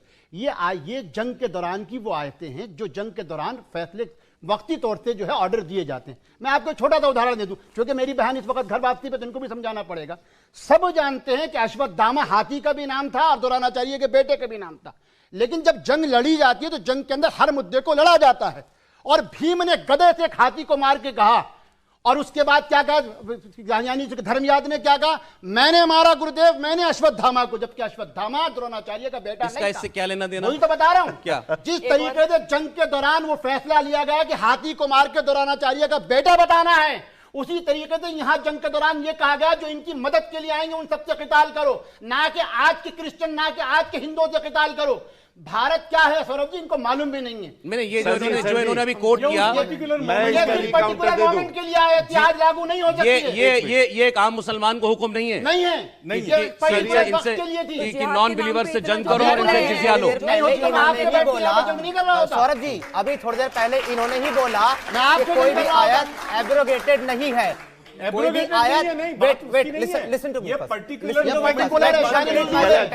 Late me complete my sentence, then you can answer. पहले आप मेरी बात कंप्लीट होने, अभी इन्होंने ही बोला। एक सेकंड, जब यही क्लियर हो जाए। उन्होंने कहा कि आपने जो कोट किया ये कॉन्टेक्स्ट में है, जंग के माहौल में, कभी लागू होगा, अब ये कभी लागू नहीं। मैं एक मिनट मैं जवाब देता हूं। मुझे इतना बताइए, अगर शरीयत लागू होती है, गैर मुसलमानों से जिजिया लिया जाएगा या नहीं लिया जाएगा? कहां पे लिया जाएगा? जहां शरीयत लागू है। शरीयत बिल्कुल, वही तो जफर भाई ने शुरू में कहा। आप जवाब दीजिए। मैं जवाब दे रहा हूं ना, एक मिनट भाई। शरीयत के बिल्कुल, शरीयत में अलग अलग दौर में विरोधाभास, राय के अंदर विरोधाभास रहता है। जैसे अकबर के जमाने में उलमा के तबके ने यह कहा कि हिंदुओं से जिजिया नहीं लिया जा सकता क्योंकि हम यहां रहते हैं। जिस तरीके से औरंगजेब ने जब फैसला करा तो मुल्ला दो प्याजे बड़े मशहूर मौक़ी थे, उन्होंने कहा आप किस तरीके से हिंदुओं से जिजिया ले सकते हैं जबकि उनकी बेटियां आपके घर में, आपके बच्चे उनके घर में हैं। इस्लाम की बात करिए। इस्लाम की बात, जिजिया के लिए नहीं है, बल्कि अकबर, एक सेकंड, अकबर ने नहीं लिया जिजिया, औरंगजेब ने जिजिया लिया। सर एक सेकंड ना, एक सेकंड, अरे नहीं, जिजिया का कॉन्सेप्ट कहां से आया? वो ये इस्लाम में है। बिल्कुल, जिजिया का कॉन्सेप्ट इनिशियल ऑफ इस्लाम में था। अरे सुन तो लो भैया, आज भी सुना, आज है, आराम सुना करो। अगर जिजिया बिल करो, प्रैक्टिस है। शरीयत ने हर दौर के अंदर फ्लेक्सिबिलिटी के साथ, जिसको इज्तिहाद कहते हैं। क्या है जिजिया? सुन लीजिए ना, मैं उनको जवाब दे रहा हूं। ठीक, सवाल यह है, क्या पाकिस्तान में जिजिया लागू है? क्या बांग्लादेश रिपब्लिक में जिजिया लागू है? क्या सऊदी अरब में किसी हिंदू से जिजिया लिया? कहीं पूरे इस्लामिक वर्ल्ड में कहीं जिजिया नहीं है, यहाँ तक कि तालिबान भी जिजिया नहीं इनसे ये पूछिए कि क्या पाकिस्तान में इस्लामिक शरिया है? अगर कहीं पाकिस्तान में इस्लामिक शरिया है, क्या बांग्लादेश में इस्लामिक शरिया है? नाम शरिया कोई काम कह रहा है कि शरियत हर जगह। हमारी बात का जवाब दे दिया, हमारी बात का जवाब दे दिया कि कुरान लागू हो सकता है, शरियत अलग-अलग लागू नहीं। आज मुझे एक कंट्री का नाम बताइए जहाँ पे इस्लामिक शरिया आज के दौर में लागू हो। मौलाना, तो आप जिजिया लेंगे कैसे? आपके सवाल का जवाब दे दिया इन्होंने। अरे भाई मौलाना, मुझे लगता है मैं तो मुसलमान नहीं हूं, लेकिन जो एक पत्रकार के तौर पर जो देखते हैं, जो सबसे सख्त तरीके से जो इस्लाम लागू किया गया आज के दौर में, मेरे ख्याल से अफगानिस्तान में तालिबान करता है। वहां भी नहीं है जिजिया, जिजिया वहां भी नहीं है। सौरभ जी, एक चीज मैं आपको क्लियर कर देना चाहता हूं। इस्लाम ये यहाँ पे एग्जाम्पल दे रहे हैं अकबर के टाइम का। और अकबर के जो स्कॉलर्स थे, जो उलमा थे, नहीं, अरे वो देखिए, फिर इस्लाम में, कुरान में, ये लोग मैडम कंप्लीट नहीं नहीं बोली और ये भी नहीं करने बोली। देते, बात नहीं हो अरे पाएगी। दुनिया में आप लोगों को सुनना भी चाहिए। सुना मेरे भाई, आप लोगों को सुनना भी चाहिए। आप सुनेंगे तभी आप हमारे आप यूं कहना चाहती है 55 इस्लामी मुल्क नहीं अगर है? आप अरे बोलने दिए बच्चों तो को, मतलब दुनिया में शरीयत इस्लाम लागू है जनाब, नहीं। अगर आप ये कहते हैं कि हम अपने आप एतराज ही जानते बताएं हैं तो आपको इस्लाम। अच्छा सब बोलिए बताओ। बोलिए प्लीज, अब एक सेकंड जी समीर, आपने अभी जो है अकबर के टाइम के स्कॉलर्स की बात की कि वो क्या कह रहे थे वहां पे। हालांकि वो एक जो है ना, एक बादशाही फैसला था, एक हुकूमती फैसला था वो जिसकी आप बात कर रहे हैं। आपके अपने अर्ली स्कॉलर, आपके तिबरी, कुर्तुबी, जलालैन, ये अपनी तफसीर के अंदर क्या लिखते हैं वो हमारे लिए हुज्जत है। बादशाह के हमारे लिए स्कॉलर हुज्जत नहीं है। इनका कहना बिल्कुल कुरान की अलग अलग इंटरप्रेशन की गई है, एक मिनट में उसकी बहुत सारी व्याख्याएं की गई हैं। मौलाना, मैं फिर वही कह रहा हूं, आप हनफी हैं, शाफी हैं, क्या सवाल ये क्या जिजिया लागू है? क्या 180 करोड़ मुसलमानों में 56 इस्लामी मुल्कों में कहीं जिजिया है? अगर वो जिजिया लागू है तो एक का भी नाम अगर बता दो। इस्लामिक शरह नाफिज की जाएगी तो जजिया भी तो लागू मतलब आप होगा, क्या तो शरीयत लागू गुलाम की, लौंडी हम तो भी नहीं लागू चाहते होगी। शरीयत लागू की सुनिए जाए। मौलाना, हम तो शरीयत चाहते नहीं, मौलाना हम तो सुनिए। हाँ, तो आप मौलाना, अच्छे एक सेकंड, एक सेकंड, अभी आपने कहा, एक सेकंड मौलाना साहब, अभी आपने मुझसे कहा ये कह रहे हैं कि इनको शरीयत नहीं चाहिए। इस्लाम का मतलब सरेंडर है। सरेंडर का मतलब जो कुरान में लिखा है सब कुछ मानो। बिल्कुल। तो फिर शरीयत क्यों नहीं चाहिए आपको? शरीयत चूंकि उसकी व्याख्या है, कुरान शरीयत नहीं है, अलग-अलग कुरान अलग है, कुरान द सुप्रीम, उसी से हद शरीयत निकलेगी, उसी से फिका निकलेगा। आप शरह कहाँ से बनाएंगे? अगर कुरान शरह नहीं है तो आप शरह कहाँ से बनाएंगे? किस बेस पे आप शरह बनाएंगे? हदीस सोर्स क्या है? एक मिनट में नहीं, मेरा इनसे सवाल है सौरभ जी, इन्होंने कहा कि कुरान शरह नहीं है। सुनिए, एक मिनट मैं इसमें एक मिनट मौलाना, 57 मुल्क हैं अभी जहाँ इस्लामी वो है कानून, कहीं पर भी जिजिया नहीं है। इस्लामिक देश है, कानून नहीं है, शरीयत नहीं है। अरे भाई ठीक है, इस्लामिक देश है, एक मिनट, इस्लामिक शरह नहीं है। एक मिनट सुनिए। सऊदी अरब भी है काफी हद तक। सऊदी अरब है, यूएई है, ओमान है, एमबीएस ने मना कर दिया। शरिया लागू करते हैं, जिजिया नहीं चलिए है। ठीक है, इससे आगे बढ़ता है समीर। आगे अब जिजिया के मैं जिजिया को पूरा अच्छा, करूं मैं। इससे आगे एक बढ़ते मिनट, हैं। एक मिनट जिजिया में पूरा करूं। एक मिनट जिजिया क्या है? जिजिया क्या है? से बढ़ गया आगे। नहीं सुनिए, जिजिया में ये होता था कि मुसलमानों के लिए ज़कात कंपलसरी होती थी, हिंदू नॉन मुस्लिम के लिए ये बादशाह जिजिया लेते थे, वो जिजिया लेते थे, वो ज़कात से कम होता था। हनफी नहीं है और उसके सामने हनफी नहीं है। उनको प्रोटेक्टरेट का वो मिलता था। मौलाना साहब, आप हनफी नहीं है। और उनको आर्मी में कंपलसरी नहीं होता था, उनको राइट्स थे। अच्छा, ठीक। तो मुसलमान अब मैं से एक सेकंड, ज़कात एक थी, सेकंड, समीर, गैर समीर, मुस्लिम से, लेकिन समीर, आज की दुनिया में समीर, आगे बढ़ रहे हैं। आपने अपनी ज़कात लागू है। मैम एक बात करिए, मैं उसको आपके पास एक ऐड करूं, सौरभ, सर प्लीज। ये इस्लामी मुल्कों में ज़कात कंपलसरी है, कट जाती है। आपने 3 साल तक रिसर्च किया इस्लाम के ऊपर और उसके बाद आपको लगा कि आप नहीं मानेंगे इसको, तो वो आपने कहा मेरे में 100 से ज्यादा सवाल खड़े हुए। क्या सवाल थे वो? काफी सारे सवाल हैं। सबसे मेन सवाल तो हमारा ये है कि इस्लाम जो है ना, वो अपने अलावा किसी को दीन और मजहब नहीं समझता, और इसके साथ जो है ये हुक्म देता है कि उन सारे काफिरों से, मुशरिकों से और नॉन मुस्लिम से तब तक जंग लड़नी है जब तक वो अल्लाह और आखिरी दिन पर ईमान नहीं ले आते या फिर अपने हाथ से जजिया नहीं देते। और ये कुरान की आयत है, मैं अपनी तरफ से नहीं बता रहा हूं। 9 की 29 सूरह तौबा की आया नंबर पढ़ी, उन्होंने पढ़ दी बेटा, पढ़ दी, वो जवाब हो गया, अगला बोलो। हुआ है, हो गई, आगे बोलिए। उसके बाद में नेक्स्ट चीज आती है, सेक्स स्लेवरी को इस्लाम प्रमोट करता है। कहां पे? यानी कि मैं बता देता हूं अभी आपको कहां पे। मारिया अल-किब्तिया कौन थी? अरे इब्तिदा की बात करो, आज की करो ना। हजार दासियां होती थी, हजार दासियां होती थी, पुरानी परंपरा छोड़ो, आज की बात करो। आज की बात करो। एक देश बताओ जहां पे स्लेवरी हो। आज की बात करो, जहां पे इस्लामिक आज बताओ, प्रेजेंट बताओ। मैं बता रहा हूं, आज भी मैं आज बता रहा हूं। ISIS की स्लेव आप उठा करके देखिए अफगानिस्तान में। ISIS की कौन है ISIS? आप बताइए। जो नहीं सर, ये गलत बात है। एक सेकंड, ये गलत बात है। आपने कहा आईसिस का नाम नहीं, रहमानी साहब ये बात गलत है।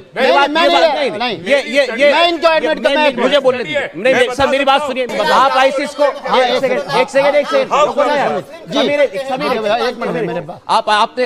आप कहते हैं आईसिस मुसलमान नहीं है, ठीक है, लेकिन आईसिस जो करता है वो तो अपने आप को मुसलमान मान के करता है ना।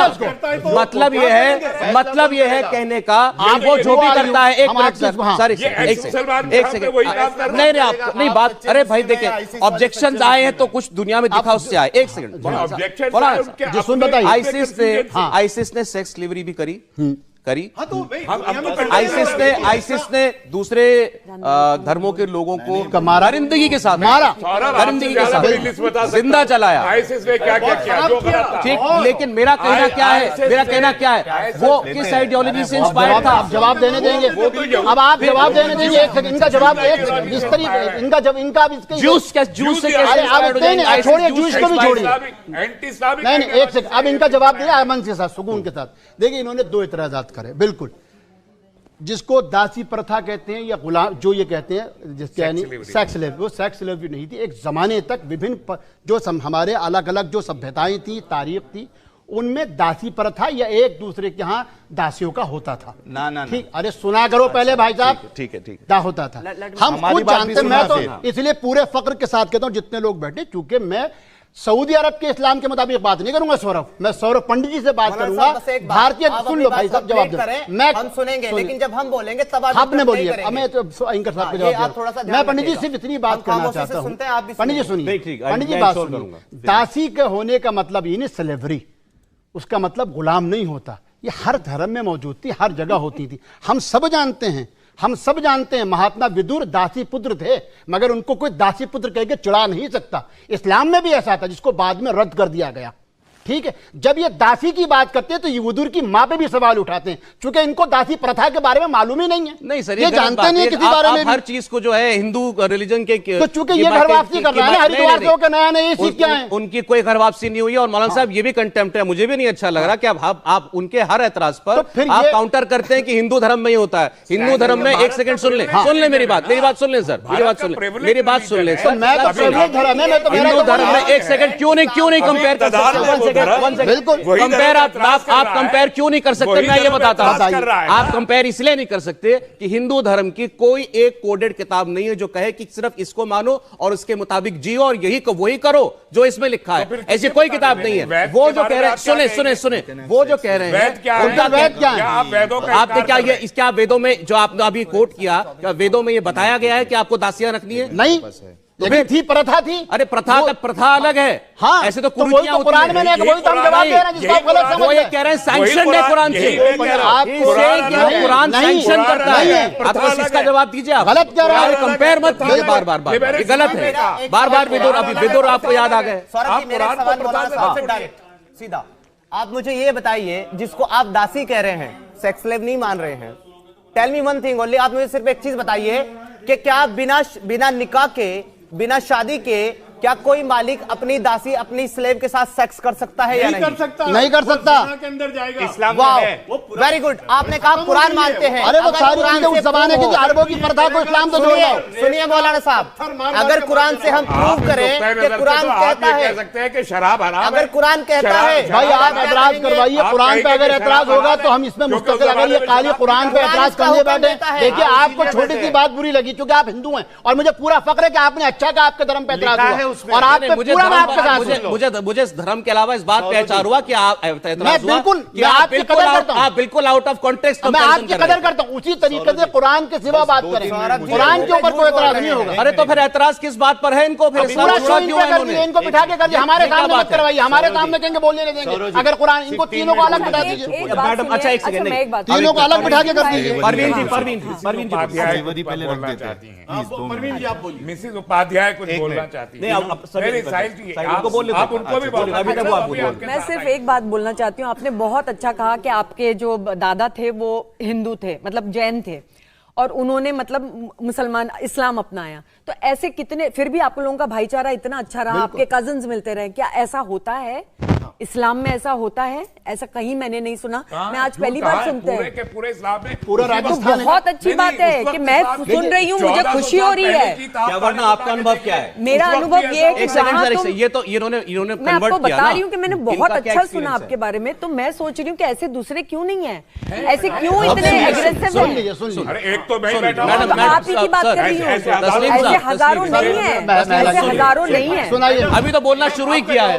अभी तो सवाल आए नहीं सर। इनका सवाल ये कहते हैं ऐसे, अरे मैं मेरी फैमिली में आप लोग तरह सुनो ना पहले। ये जाती है वो बता दो, अपना एक्सपीरियंस तो बता दो। इन्होंने बोला अभी नहीं, बात कंप्लीट नहीं, सुन लीजिए। मैंने बहुत लोगों को देखा है जहां पर अगर एक इस्लाम अगर छोड़ दिया तो उसके साथ में पूरा कट ऑफ हो जाता है। बहुत गलत करते हैं, लेकिन बहुत गलत है ना, बट कर रहे हैं ना। लेकिन हम एक मिनट, दादर में भी देखिए, मैं खुद कई फैमिलीज को जानता हूं। मेरी अपनी फैमिली में 2 लड़कियां हैं, मेरी कजिन्स हैं, हिंदू में शादी की तो होता यहाँ पर से है कोई बोलेगा कि मेरी बेटी को हिंदू में शादी करवाओ? मैम जवाब दे, सुनिए। करेगा कोई? अरे मैंने मेरे रिश्तेदार को क्या बोला, सुनिए, मैंने बोला आपकी बेटी है, हाँ कराऊंगी, अगर उसको होगा तो ऑफकोर्स कराऊंगी। आप लोग तो काट दोगे, आपने तो काट दिया है।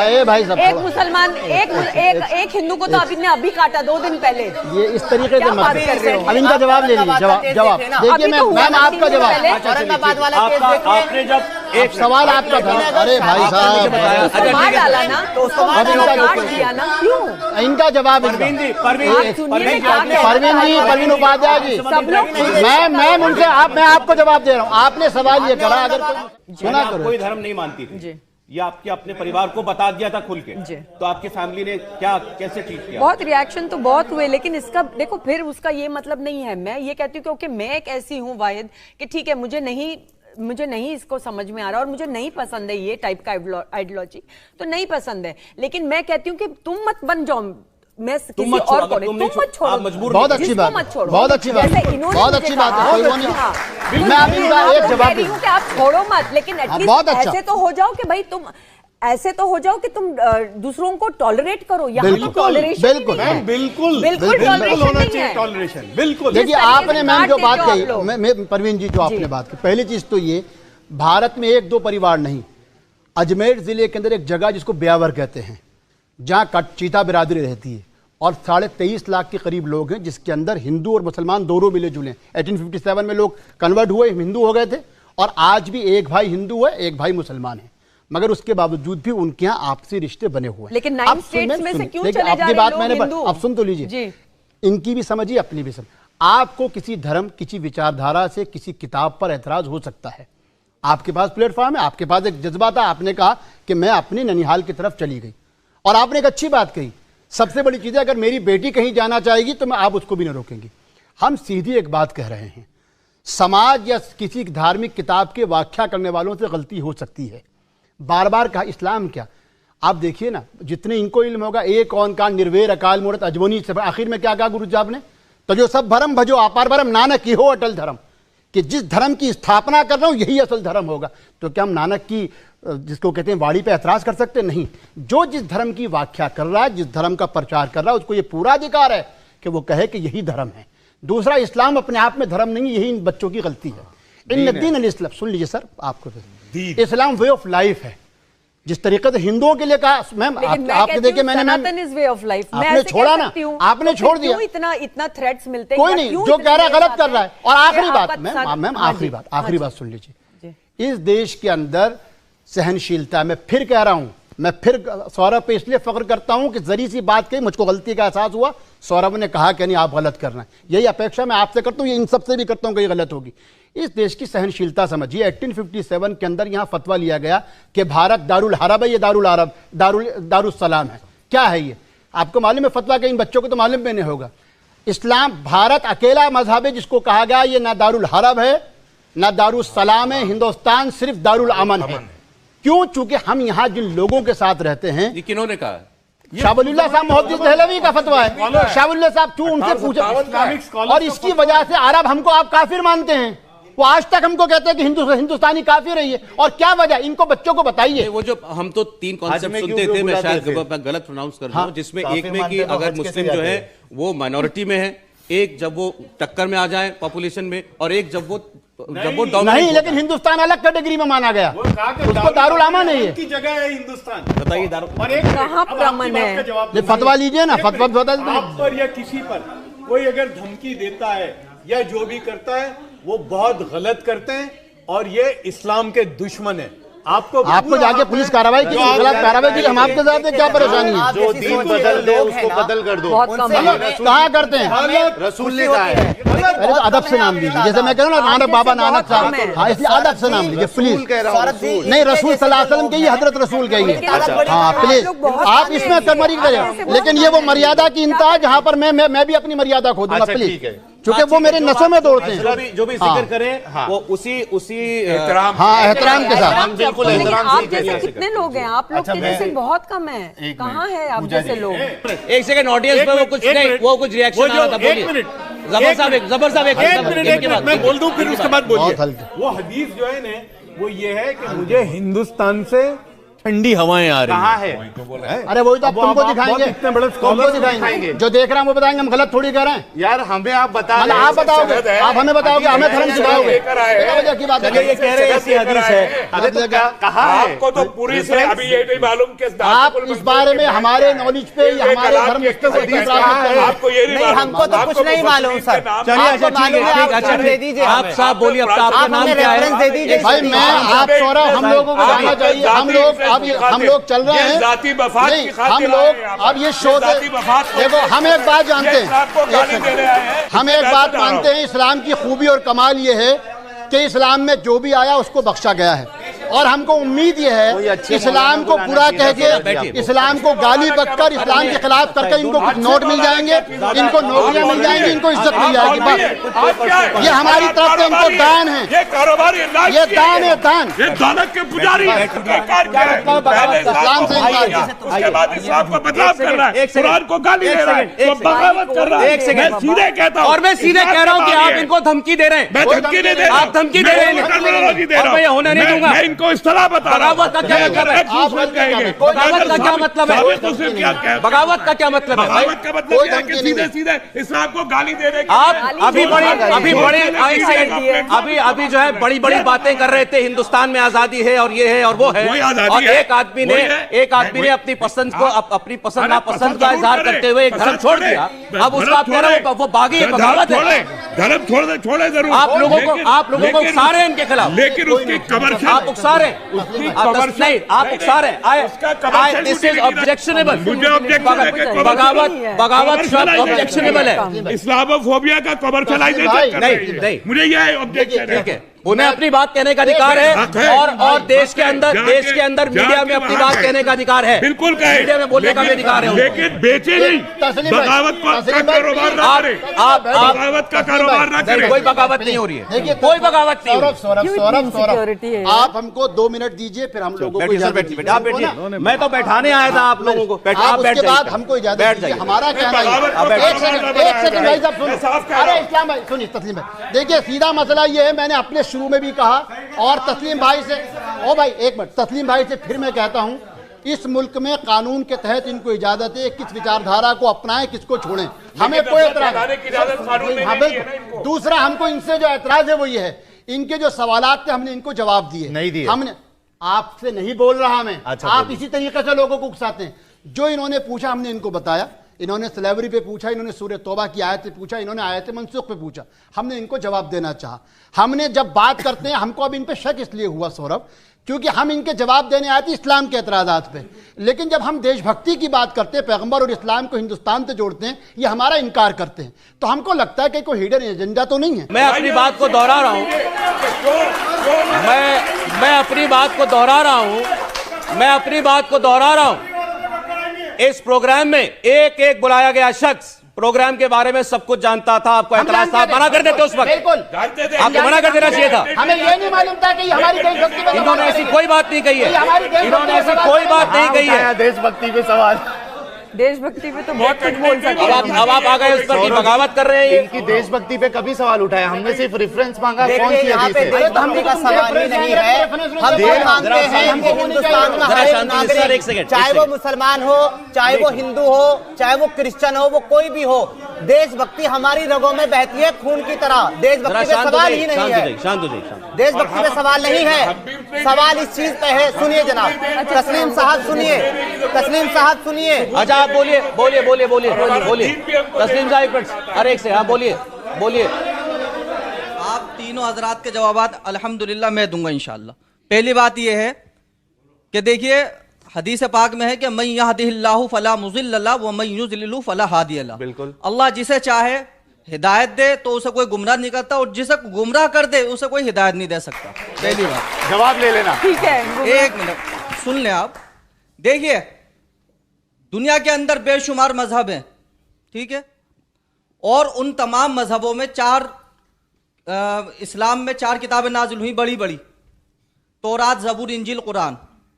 लेकिन इन तीनों किताबों में खुदावंद ताला ने यह नहीं कहा कि मैं इसको नाजिल कर रहा हूं, मैं इसकी हिफाजत करूंगा। लेकिन जब कुरान नाजिल फरमाया पैगंबर इस्लाम पर, तो फरमाया कि इन्ना नहनु नज़्ज़लना ज़िक्रा व इन्ना लहु लहाफ़िज़ून, कि मैं कुरान नाजिल कर रहा हूं और मैं ही इसकी हिफाजत करूंगा। ऑब्जेक्शन, कुरान है ही, वहां पे जिक्र की बात आई है, वहां पे जिक्र है, कुरान तो है ही नहीं। आप दिखाए कुरान कहां है? वहां पे वहां पे कुरान ही नहीं है, वहां पे जिक्र आया है, कुरान का लफ्ज ही नहीं है। कुरान को तो जिक्र, अरे कुरान का मुराद कुरान पाक है भाई। आप बोले, कंप्लीट कीजिए। पहली बात। दूसरी बात ये अगर आपको मजहब इस्लाम झूठा लगता है तो मैं इस प्लेटफॉर्म से सारी दुनिया को चैलेंज कर रहा हूं कि दुनिया के कितने भी बड़ा फलसफी हो, राइटर हो, या कितना ही बड़ा दानिशमंद और अक्लमंद हो, वो ये नहीं कह सकता अगर वो अपनी किताब लिख रहा है कि मैं ये किताब लिख रहा हूं इसमें कोई गलती निकाल के दिखाए। कुरान करीम ने सारी दुनिया को चैलेंज करा है कि ज़ालिकल किताबु ला रैब फीहि हुदल लिल मुत्तकीन, कि मैं ये किताब नाजिल कर रहा हूं। ये किताब नाजिल शुरू करने से पहले अल्लाह रब्बुल इज्जत ने चैलेंज कर दिया कि मेरी किताब में गलती निकाल के दिखाओ, पहली बात। और दूसरी बात, एक का जवाब ले लो ना। एक सेकंड, मैं ये कह रहा हूं, देखिए मैं बड़ी रिस्पेक्टफुली मैं किसी रिलीजियस फिगर का नाम भी नहीं लूंगा, ठीक है। अभी आपने जो बोला उसमें कि कोई इसमें गलती निकाल के दिखाए, तो ये अगर वो कोशिश कर रहे हैं तो इस पर एतराज क्या है? तो मुझे एतराज नहीं, मैं इनसे दिए नहीं जा रहे, मैं दे रहा हूं, मैं तो आप वहां बिठाते ताली हो जाए भाई के लिए। पहली बात, आप जिजिया की बात कर रहे थे, इन्होंने नहीं बताया। हाँ। जिजिया कहते किसे? एक ले, मैं बता रहा हूं आपको। जिजिया उसे कहते हैं कि जब आप किसी सल्तनत में रहेंगे तो वहां का जो हाकिम है आपसे जिजिया लेगा अगर आप गैर मुस्लिम है, और उसके बदले आपको क्या देगा? तहफ्फुज़ फराहम करेगा। किससे? आपकी जान की, आपकी माल की, आपकी इज्जत की, आबरू की हिफाजत वो लेगा। इस बात का जिजिया लेता है। हुकूमत हमसे टैक्स नहीं लेती। जवाब दीजिए। हुकूमत हमसे टैक्स नहीं लेती। जवाब। अभी सब लोग खामोश हो जाना, मेहरबानी। ठीक है, इन्होंने कहा नहीं, लैपटॉप में कुरान के और अरे भाई मैं रेफरेंस दे रहा बॉम्ब नहीं है जो आपके ऊपर। ये कौन सी तकलीफ है इनको? लैपटॉप में कोई बॉम्ब नहीं है भाई, ऐसा है ना, देखिए ऐसा है, देखिए लैपटॉप में उनकी जुबान पे थी, पढ़ के बता रहे हैं, इतना ही तो फर्क है। आपने भी कोट किया ना। नहीं, हम बताएंगे ना सौरभ जी, मानेंगे बिना रेफरेंस, हम इसलिए रेफरेंस से बात करते हैं। एक मिनट बोलिए। एक मेहरबानी करके पहले 2 मिनट सुन लो भाई, चिल्लाओ मत सब एक। इन्होंने कहा जिजिया क्या है? टैक्स है, ठीक है, और टैक्स के बदले में प्रोटेक्शन है। हाँ, अब मैं आपको बताता हूं, जिजिया जो है ये असल में एक सजा है, और प्रोटेक्शन किससे? प्रोटेक्शन मुसलमानों से। किस बात पर? क्योंकि तुमने कुफ्र को जो है वो तरजीह दी। अब हाँ, रुक जाओ ना जनाब, इसीलिए चिल्लाओ मत, अभी रुक जाओ भाई, मैं कंप्लीट कर लूं। बोलो। आप सब एक साथ चिल्ला रहे हो जनाब, हमने देखा है। अच्छा, ऑन रिकॉर्ड है। चलो साहिल, चलो। हाँ, ये देखो तिबियानुल कुरान, सुन लीजिए पहले, सुन लो, हवाला दे रहा हूं, चेक कर लेना। आपके रेफरेंस है यहाँ पे। ये लैपटॉप आप भी थोड़ा सा ले लीजिएगा, डाटा ये काम आएगा आपके। जी, ये देखिए, अरे रुको यार, बोल रहे हैं, बता रहे हैं, रेफरेंस दे रहे हैं। आप चुप रहिए, मैं बात। हाँ, आप बिल्कुल तसल्ली से सवाल करिए, इंशाल्लाह तसल्ली से जवाब मिलेगा। देखिए, जिजिया का लुग़वी माना है अल जज़ा, यानी बदला, और ये कत्ल का बदला है। क्योंकि जब कोई जिम्मी, अरे रुको ना, अभी उन्होंने पूछ लिया था किसने कहा, तो कितना गुस्सा हो गए थे। गुस्सा हो गए थे। रुक जाओ, सुनो, बीच में टोकना नहीं मौलाना साहब।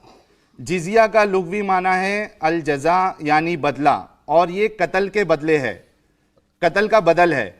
क्योंकि जब कोई जिम्मी जिजिया अदा कर देता है तो इससे कत्ल साकित हो जाता है। और अल जज़ा सजा को भी कहते हैं, और जिजिया की रकम जिम्मी के कुफ्र की सजा है।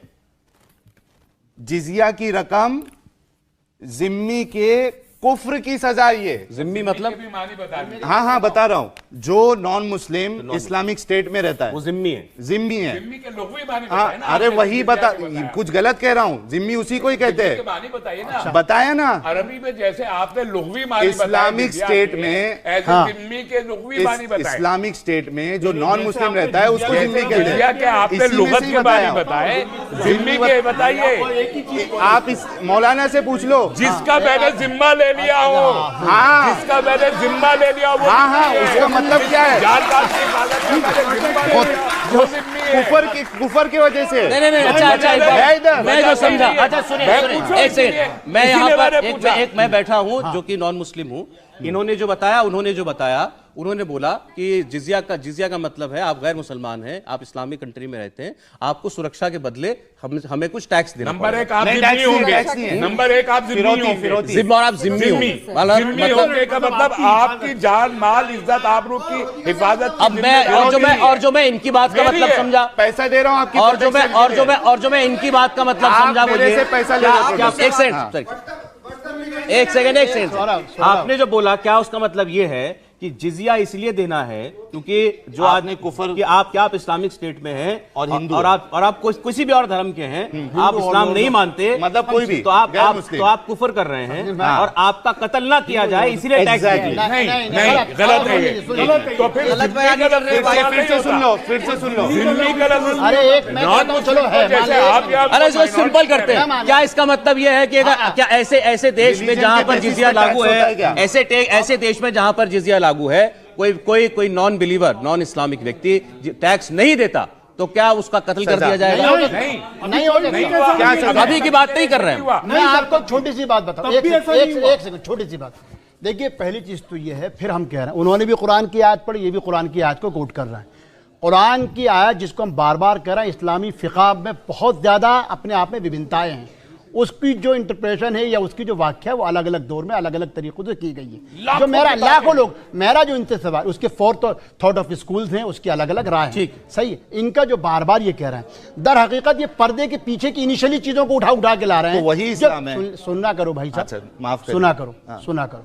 सवाल ये जो मैं इनसे सवाल कर रहा हूं कि चूंकि कुरान का जो बेसिक स्ट्रक्चर है वो तो कभी नहीं बदल सकता कयामत तक, लेकिन फिक़ा या शरिया के अंदर जो थॉट ऑफ स्कूल थे उसमें अलग अलग वक्तों में अलग अलग तरीकों से तब्दीलियां की जाती रही। आप बैठ जाइए भाई साहब, बैठ जाओ भाई, बैठ जाओ। कहना चाहती हूँ कि क्यों कुरान में ऐसा लिखा है सूरह निसा में कि भाई सुनने आप थोड़ा शांत हो जाइए, बैठेंगे तो मैं शांत हो जाइए। इतना चिल्ला सकते आप लोग, कैसा नहीं चिल्ला सकते? बोलिए मैम, बोलिए। हाँ नहीं आ रही तो फिर आप अपना कान में तेल डाल के बोलिए मैम, बोलिए मत करिए कि क्यों ऐसा लिखा हुआ है कि औरत को मारना जायज है, you can hit your women. वो एक बात है जिसको लेकर बहुत लोग इसका गैर फायदा उठाते हैं। आपको भी पता है कि औरत को मारो, कोई भी वो हो, शक हो आप मारो, शक पे भी आप नहीं, मारो। बिल्कुल नहीं, गुनाह कबीरा है अगर औरत पर कोई हाथ उठाता देखो मैं आज यहाँ पर मैं if you are talking about people what is Hadith एक बयान करूं आपके एक बार जरा पूरी बात आ जाए। नहीं, इनका जवाब दे रहा हूं। आप दीजिए। हाँ मैम बोलिए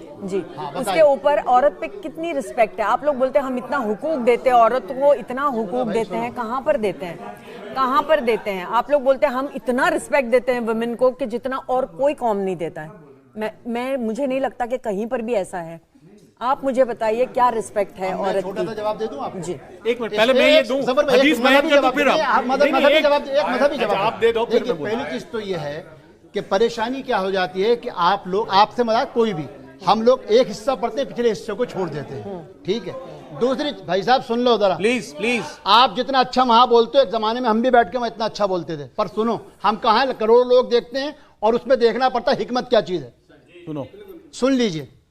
पहली चीज तो ये, कुरान ने जिस तरीके से संसार यानी किसी के लिए कत्ल के जुर्म में या जिना के जुर्म में जिस तरीके से सजा रखी, एक औरत के लिए भी कुरान ने वही हुक्म दिया, शायद किसी और मजहब में हो। अगर किसी पाकदामन औरत पे कोई इल्ज़ाम लगा देता है और उसके खिलाफ गवाह नहीं बता पाता तो उसकी सजा भी कत्ल के बराबर ही कही गई। ये किसी मजहब में है कि किसी औरत के ऊपर जो आप इल्ज़ाम लगाइए और आप उसको प्रूफ नहीं कर पाए तो इल्ज़ाम लगाने वाले का कत्ल किया जाएगा। और कौन? लेकिन सुनिए मैम, सुन लीजिए ना, मैंने आपको इन दोनों की मतलब आप खुद अपने आप में काबिल हैं। अब जाहिर बात है उपाध्याय फैमिली बहुत कुछ। दूसरी बात, हर जगह कुछ ना कुछ परंपराएं होती हैं और कोई भी धर्म जो है वो लोकल परंपराओं से अछूत नहीं रह सकता है, ये हम सभी मानते हैं। हमारा कहना यह है कि अगर किसी समाज के अंदर कुछ बुराइयां हैं तो धर्म में नहीं होती, समाज व्याख्याकार उसके अंदर बुराइयों को निकालते हैं। वो मजहब जिसको कुरान समझने के लिए अम्माजान हज़रत आयशा से 6000 से ज्यादा रिवायतों को अमल करना पड़ता है, उस मजहब में औरत का मकाम क्या है?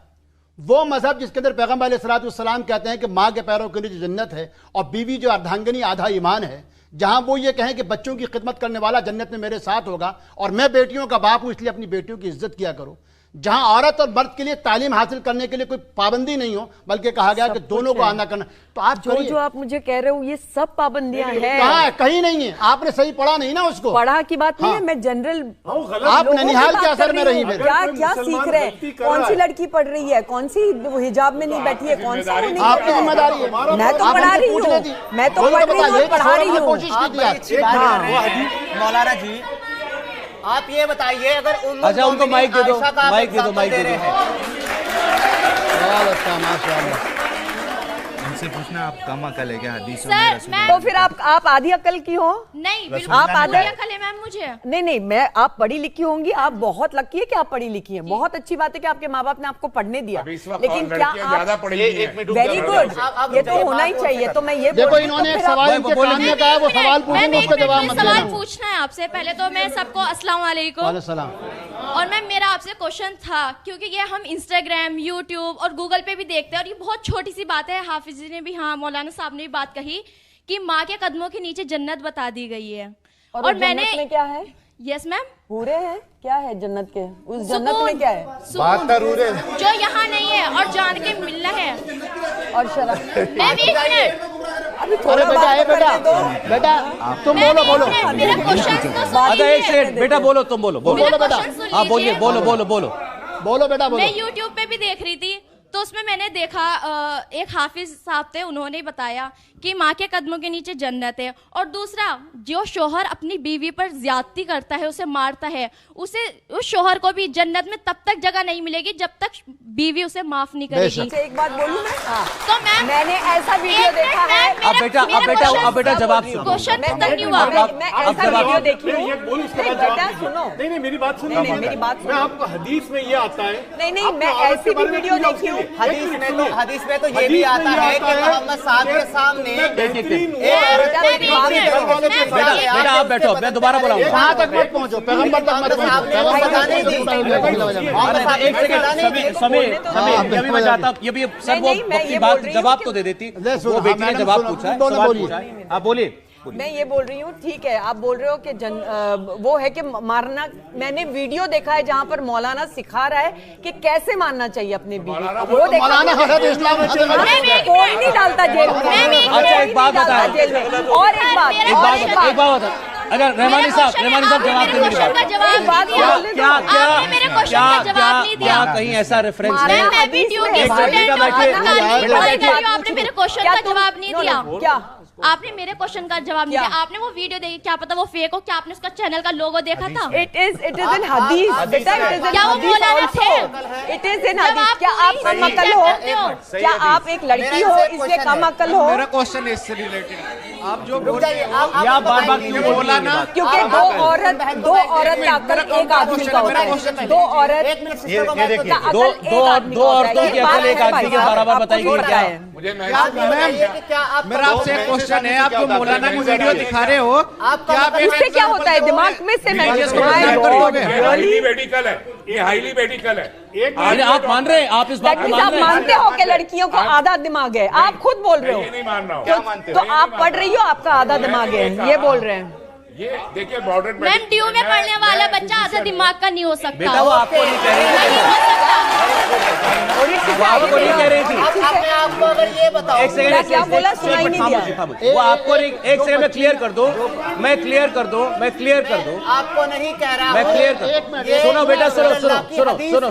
वो आपको नहीं कह रही, वो आपको नहीं कह रही थी। उनका कहना है कि ऐसा बताया गया है। नहीं आप सुनिए, हाँ मैं बता रहा हूँ, हम बता रहे हैं। सही बुखारी 304, सही बुखारी सरकार ने कहा कि औरतें कम अकल है, बहन क्या आपका लेके आइए। अरे भाई साहब क्या आप लोग तो फिर आप लोग लिखते ही क्यों ऐसा होता है? बेटा आपकी बात आ गई, प्लीज बैठ जाओ। देखो पहला सवाल तो ये है जो इसमें ये कहा 304 मैम से जो कहा मैम से मौलाना एक सेकंड एक मिनट सही बुखारी आपकी किताब है, एक बार हमारी जफर नहीं है। साहब एक मिनट हमारे लिए रेफरेंस ये है सही जो बुखारी आपकी आदमी नहीं क्या है। करता है नहीं करता, तो उसमें एक बेटा मिनट खामोशी से प्लीज। एक मिनट सुनिए सुनिए मानते हैं। सुनिए सुनिए पहले तुम में बेहतरीन वो है जो अपने घर वालों के साथ अच्छा हो। अगर आदमी बीवी के साथ अच्छा नहीं है, बहन के साथ अच्छा नहीं है, माँ के साथ अच्छा नहीं है, बाहर कितना भी अच्छा है तो वो अच्छा नहीं होता। मारने पे कोई सजा नहीं ये है। लेकिन बीवी को मारने पे देखो कोई भाई सजा सवाल बिल्कुल नहीं है। हमारी मारी बात नहीं। परवीन गुनाह उपाध्याय है, जी गुनाह। का अरे मैं बताता हूँ। 180 करोड़ लोगों का मजहब 3 लोग बैठ के हमको समझाएंगे। हम नहीं समझा रहे हैं। 180 करोड़ लोग इसको मारेंगे। जो आपका मजहब तीन लोग हमको बताएंगे। दलील दलील वो अपनी बात कहने के लिए आए थे। भाई हो गई आप बात अपना की आपका अपना बिजनेस है। Saurabh you take the mic. देखिए एक चीज़ मैं पहले क्लियर कर दूं क्योंकि बहुत बातें ऐसी हुई जो बहुत लोगों को बुरी भी लगी होंगी, हमारे दर्शकों भी जो देख रहे होंगे उनको हो सकता है कोई बात किसी के मुंह से निकली हुई खराब लगी हो। तो इस प्रोग्राम का मकसद कतई भी किसी भी धर्म का अपमान करना तो था ही नहीं और उसका एनालिसिस करना भी नहीं था, लेकिन बातें हुई हैं, बिल्कुल सवाल भी पूछे गए हैं, जवाब भी दिए गए किसी हैं। की दिलादारी हुई हो तो बिल्कुल अगर मुझको सौरभ जो उस वक्त बात हुई थी मैंने फिर भी वो कौन इनके सवाल के जवाब में कहा था, फिर भी अगर आपको जो है जिस बात को आपने एतराज करा था महात्मा विद्रोह वाले इशू पे, अगर आपको तकलीफ पहुंचे जाए तो मैं क्षमा चाहता हूं, लेकिन मैं किसी धर्म की ना तो अनादर करना चाहता हूं और ना ही अपने धर्म की बेइज्जती बर्दाश्त करूंगा। बहुत धन्यवाद, बहुत शुक्रिया आप तीनों का भी, बहुत शुक्रिया आपका भी और हमारे साथ जो ऑडियंस रही आपका बहुत धन्यवाद।